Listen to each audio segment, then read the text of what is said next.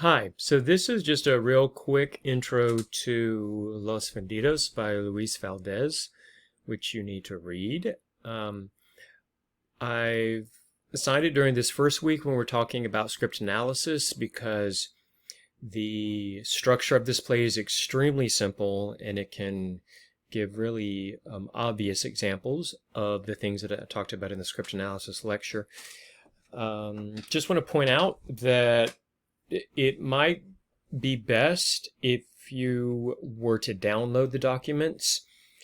I've loaded almost all documents as links to Google files, and they were originally PDFs. So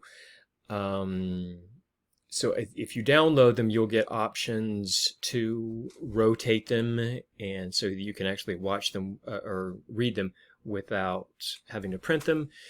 But this is an online class, and you're expected to have a certain amount of computer skill. So being able to read the documents that are loaded are part of that. As always, though, feel free to contact me, or better yet, contact the student help desk at that on campus, where I've given you links to. They're there to help you. Please don't hesitate to ask them for technological help. So this play is very simple. It's a satire. It's very broad humor.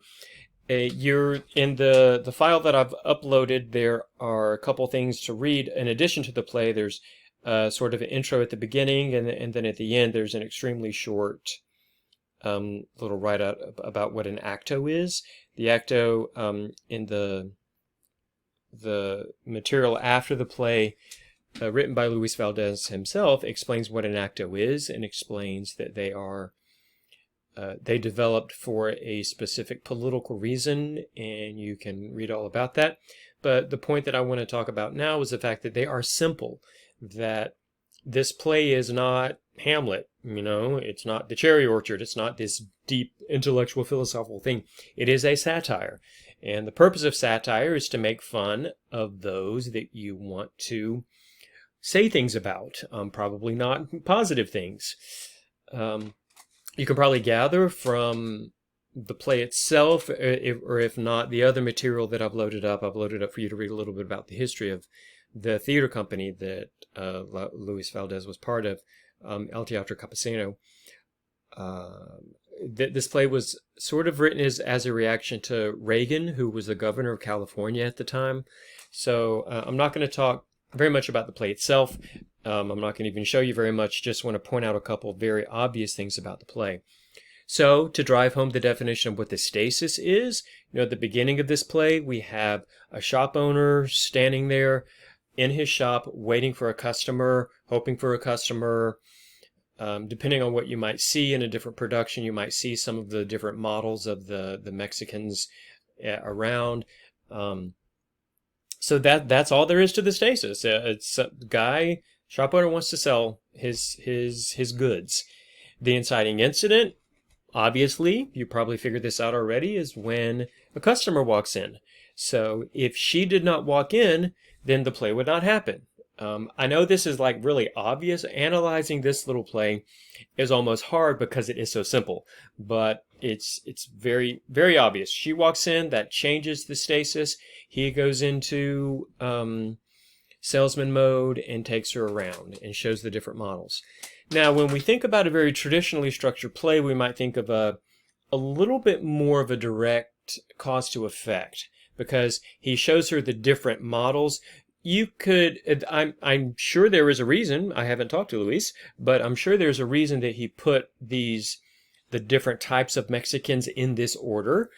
They go from the most, arguably, I'm not going to pretend that I am an expert on, Mexican stereotypes, but, arguably probably starting off with the most, the worst definite, I don't know, I wouldn't say that, because when you get to the revolutionary, that might be the most dangerous one. But anyway, so it's a very repetitive structure. You might almost call it episodic. I would not, because it's not, but there you have like these almost self-contained episodes of the different types of Mexicans that he shows the secretary. And each one of them has a similar structure. He talks about, oh, here's this model. This is why it's good. And she might ask another question, and he explains further, and she's like, oh, no, no, no, no, no. And then we do have a moment where the model, obviously this is sort of based on a used car lot kind of thing, where the model comes alive, does something that scares her off, and then they move on to the next one. So that's a very repetitious sort of structure. So when we look at the pieces of this play, there's the beginning, there's each one of the models that he shows her, and then there's the final model that he shows her, who is the Mexican American. As usual, it's always easier to look at the climax first before you look at the point of no return. So the climax, I think it would be obvious to say, is when she runs out of the store. They scare her away. They've taken all her money, and there she goes. Probably the point of no return is when the Mexican American starts espousing the revolutionary language. You know, he's hooked her in thinking, oh, I'm this very white version of a Mexican, and I'm here, and I'll serve your purposes. And then she pays him, and then he goes off into this sort of revolution speech, and that drives her to run out of the store. You might be tempted to say that, oh, all of that is kind of the climax, but I think for a play this simple, it's best to think of the structure very simply. And then we have a new stasis at the end, but this play, you know, in its cleverness, gives us a big flip where we realize that the models are the people and the salesman is actually the model. So it more fleshes out that it gives us this new stasis where they've gotten what they've wanted. They, you know, they're going to go off to a party or whatever. So yeah, so that's Los Vendidos. There's a bit to read about the history and the forematter and the aftermatter of the play itself. The video is a little bit different than the script, but that's okay. It kind of, the ending mostly is different. I'd be interested to hear your thoughts on why. You know, how was the ending in the video? Why did they change it that way? Or why is the script a more effective use of this play for their purposes? So, yeah, this play has a very political purpose, obviously. Some might consider it offensive because it definitely plays on Mexican stereotypes, but it does it for the purpose of trying to bring about political change through satire. And that's what this is. Just to plant a little seed when we get to the history section, especially thinking about Commedia dell'arte, this is definitely influenced by that. One could argue that all comedy, since, you know, ancient times, is influenced by commedia.